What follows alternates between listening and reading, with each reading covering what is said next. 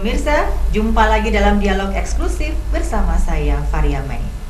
Bicara soal olahraga jenis tradisional menjadi salah satu jenis olahraga yang membutuhkan perhatian khusus, terutama dalam hal pengembangan dan juga pembinaannya.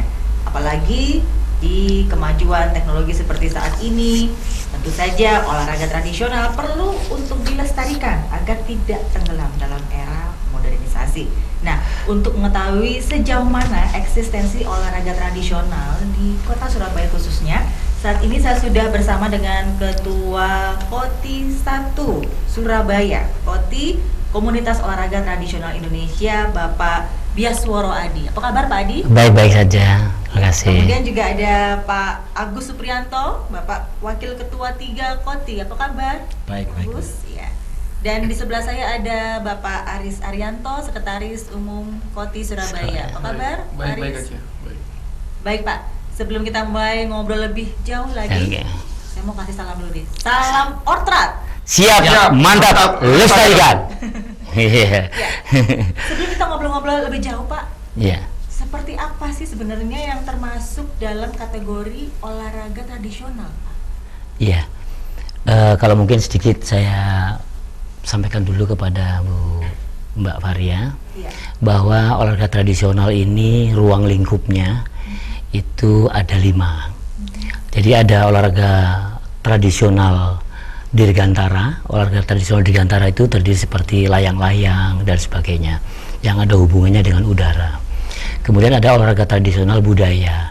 Budaya ini diangkat dari asli dari masyarakat yang ada tumbuh secara bagus di masyarakat.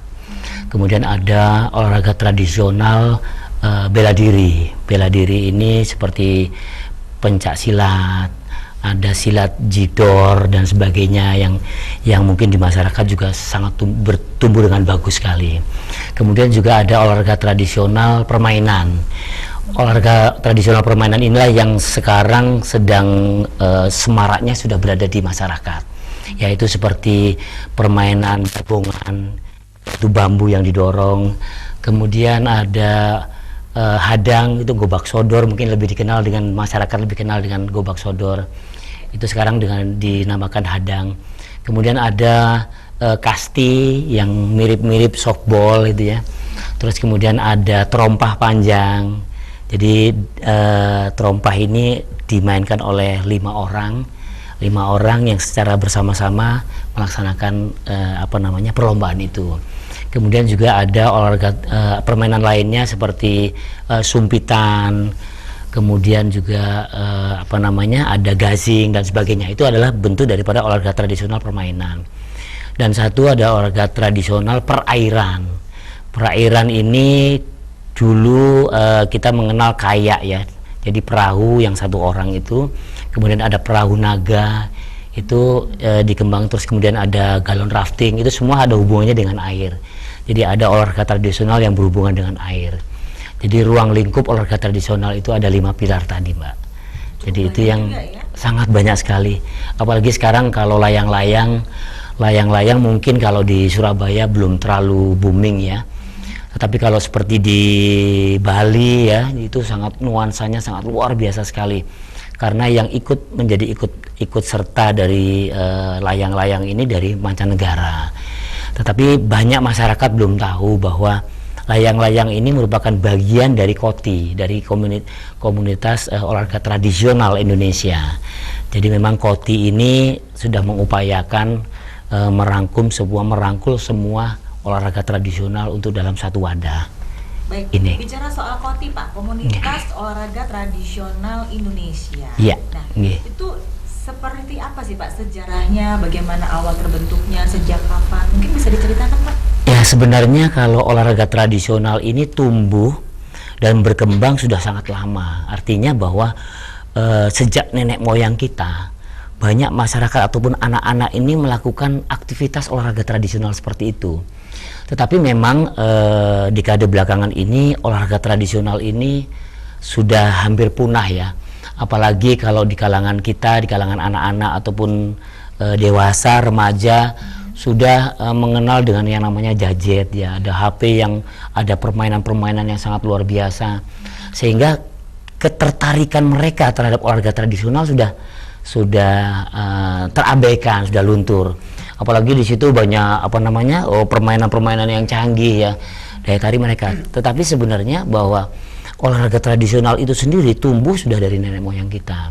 Nah, ini sayang sekali ketika kita tidak gali. Maka tugas daripada KOTI ini adalah lembaga satu-satunya yang merupakan wadah dari olahraga tradisional yang dari pusat, provinsi, dan kota itu sudah tumbuh dengan bagus. Bahkan kita rencananya di kota Surabaya, setiap kecamatan dari 31 kecamatan ini ada kepengurusan KOTI-nya. Nah, ini nanti akan semakin booming ya, akan semakin bagus, dan masyarakat akan semakin kenal dengan olahraga tradisional. Apa Pak yang melatar belakangi dan tujuan dari KOTI? Kan KOTI komunitas. Iya.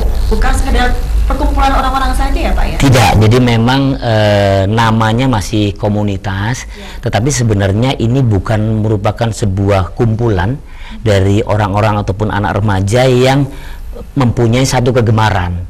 Tetapi di dalam komunitas olahraga tradisional ini mencakup beragam tadi.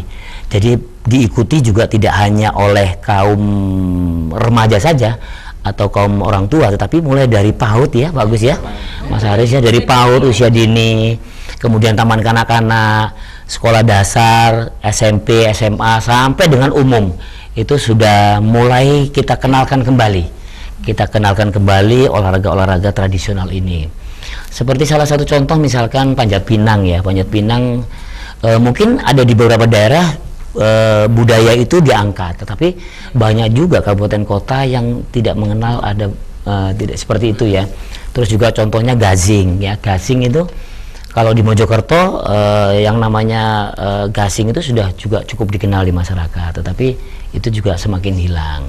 Nah, ini permasalahannya. Memang kita, tugas kami, kebetulan mohon maaf ini ketua umum kita Ibu Indah tidak bisa bersama kita, tapi merupakan sebuah hal yang tidak kita pungkiri bahwa beliau sangat luar biasa di dalam menggali dan mengembangkan olahraga tradisional. Baik. Di Surabaya khususnya ya. Lanjutkan lagi Pak, obrolan kita lagi setelah jeda berikut ini.